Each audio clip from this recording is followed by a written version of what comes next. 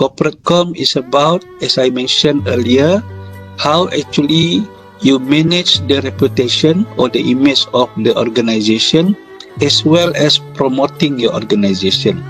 For that particular reason kan, menjaga image dan mempromosi organisasi, saya combine these two books.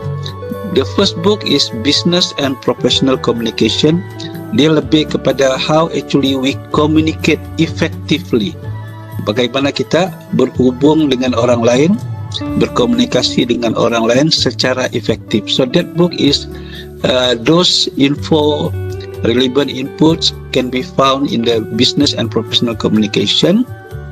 Meanwhile, the other book by Cornelissen, Corporate Communication, dia lebih kepada teori organisasi dalam corporate communication. In UMS kita ada satu pusat komunikasi korporat, dia panggil Corporate Communications. So last time I was the director at Corporate Communication Center. So this Corporate Communication Center dalam bahasa Melayu dia panggil Pusat Komunikasi Korporat. So dalam UMS ni ada satu pusat komunikasi korporat dan saya pernah jadi pengarah di situ selama 3 tahun. Sebelum itu sebagai timbalan pengarah selama 2 tahun. Overall about 5 years I have been in corporate com centers.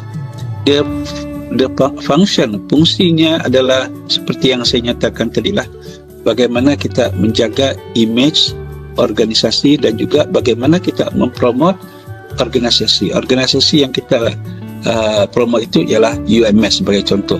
Jadi di kebanyakan syarikat-syarikat korporat, ya, mereka ada satu jabatan yang dipanggil ataupun yang memainkan peranan sebagai corporate com.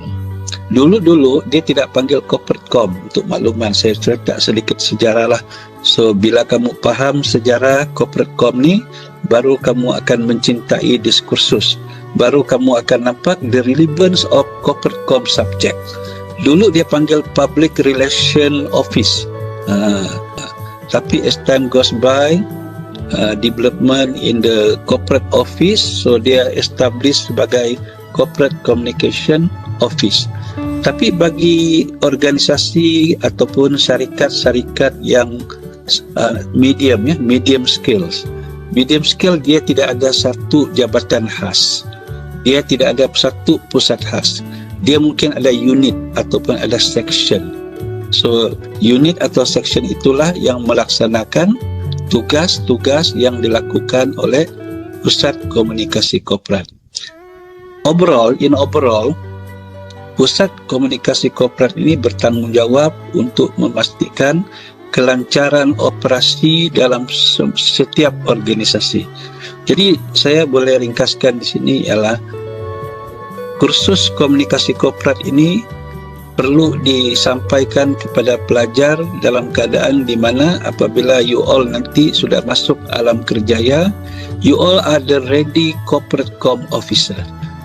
Because mana-mana organisasi yang hire us, yang menggaji kita untuk bekerja dengan mereka, for sure the intention is how each one of you can promote this organization, the organization.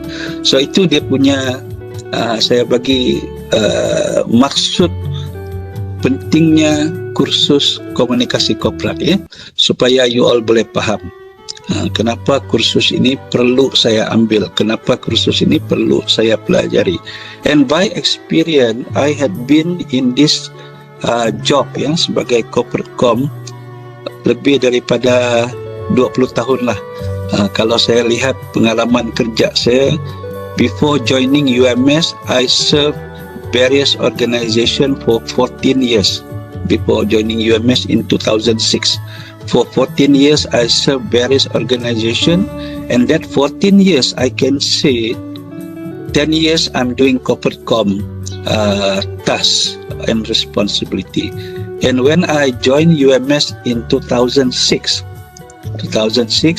until now, it's already 20 years.